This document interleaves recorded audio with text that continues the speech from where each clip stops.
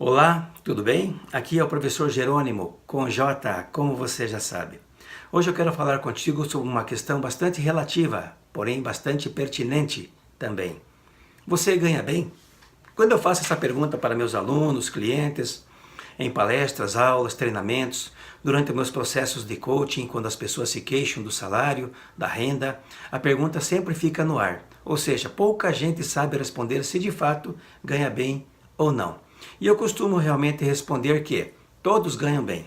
Mas a questão não está em o que significa ou o que vale como ganhar bem. A questão é como é que você administra a parte que lhe cabe. Mas vamos começar pelo conceito. O que significa ganhar bem? Ganhar bem tem a ver com a forma como você administra o seu dinheiro. Eu conheço pessoas que ganham 10, 15, 20 mil reais e mesmo assim são infelizes ou administram mal a parte que lhe cabe. Mas também conheço pessoas que ganham 2, 3 mil reais ou até menos às vezes e conseguem administrar muito bem a parte que lhe cabe. Então, o princípio básico da economia é que está em jogo aqui. Não é o quanto você ganha, mas como você administra a parte que lhe cabe. Ou seja, há um princípio básico que diz o seguinte: quanto mais você ganha, maior a sua despesa também. A tendência é que você troque de casa, melhore de vida, melhore de salário, melhore de condição social, porque você acaba gastando mais, você acaba fazendo mais despesas por conta do seu ganho cada vez que ele cresce.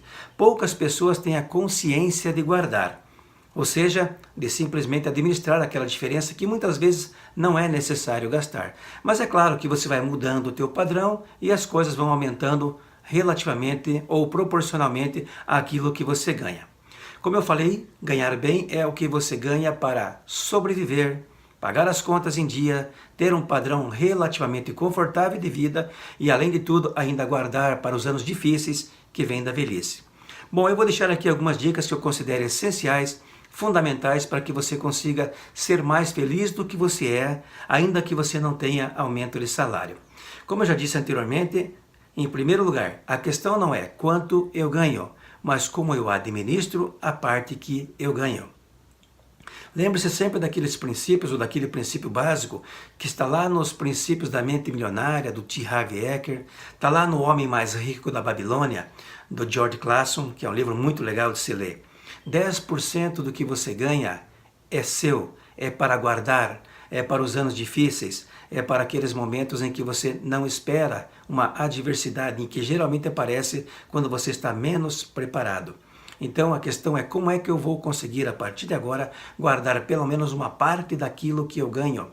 Quando você começa a exercitar isso, muita coisa melhora, porque a mente vai automaticamente associando a possibilidade de você guardar algo que é exclusivamente seu, para quando você precisar, seja uma viagem, seja um momento difícil, seja uma dificuldade do tipo doença, por exemplo, mas que lá na frente vai sempre te ajudar a não ser pego de surpresa, digamos assim. Há diferenças significativas na percepção do valor agregado. Ou seja, quando você compara o que você ganha com o que o outro colega ganha, geralmente, você já notou que na maioria das vezes você ganha menos? Então, a segunda dica que eu deixo sempre é: evite comparações. Você vai se frustrar. Eu não quero saber quanto o colega ganha. É claro que existem injustiças no mercado de trabalho, nas empresas de uma maneira geral. Mas as boas e grandes empresas já estão aprendendo a adequar, a equilibrar essa questão. Essa diferença entre homens e mulheres, diferenças entre cargos de mesmo nível, funções de mesmo nível. Nós temos que corrigir isso, as empresas estão se preocupando com isso. Mas, em geral, o que é melhor para evitar essa depressão? Evite comparações. Quando você compara, geralmente você se frustra, porque alguém ganha mais do que você.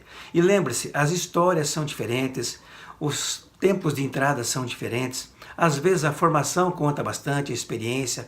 Vocês entraram em épocas diferentes e cada salário foi construído na medida em que você foi aprendendo a negociar ou renegociar com o seu patrão, com a sua empresa e assim por diante.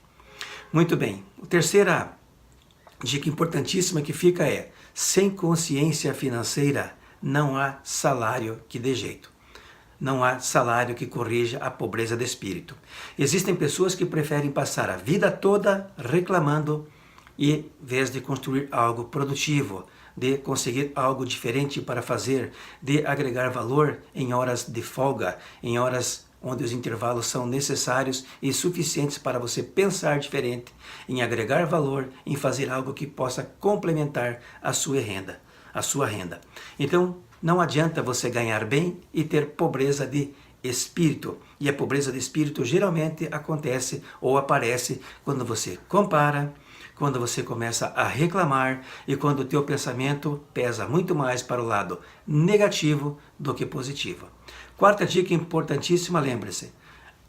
A vida não é só salário. O salário é importante, a renda é importante, mas a vida é feita de pequenos e repetitivos momentos de alegria e tristeza. Então, de maneira otimista, pensando de maneira positiva, lembre-se, existem muito mais momentos de felicidade do que de tristeza. O salário é apenas uma parte daquilo que te provoca felicidade, alegria, e é uma parte do que provoca, obviamente, dor, tristeza e assim por diante. A questão é onde você foca a tua energia, para onde caminha o seu pensamento. Ou seja, quanto mais você focar no negativo, quanto mais o seu discurso for um discurso, como eu digo, de pobre de espírito, pior. Portanto, modere suas palavras, atribua coisas positivas, olhe o lado bom das pessoas, seja cada vez mais otimista em diferentes aspectos, mas não seja um otimista irresponsável e as coisas vão melhorar significativamente. Gostaria de deixar aqui uma dica de livro que eu sempre recomendo e você vai dizer para mim, ai professor, mas esse é um livro de autoajuda. Não interessa, vai te ajudar bastante. Para mim fez uma diferença significativa, porque eu levei a sério aqueles princípios que estavam lá. É o livro Os Segredos da Mente Milionária, do T. Harv Eker. Este livro é bastante bacana, é de um ponto de vista que você nunca viu antes, porque ele ensina você a trabalhar ou a melhorar os seus modelos mentais. Lembre-se, nós somos fruto dos nossos modelos mentais, geralmente negativos, que vieram lá dos nossos avós, dos nossos pais. Não há bom nem ruim, mas não são os seus modelos mentais. Os seus modelos mentais precisam ser reconstruídos, precisam ser reavaliados, precisam ser mais otimistas, mais positivos. Cada vez que você reforça um pensamento negativo, cada vez que você se compara e acha que os outros ganham mais do que você, ou merece mais do que você, ou que você não tem oportunidade, você vai reforçando os seus modelos mentais negativos. E por conta disso, você não consegue reverter a situação. Eu repito aqueles 17 princípios da mente milionária todos os dias comigo.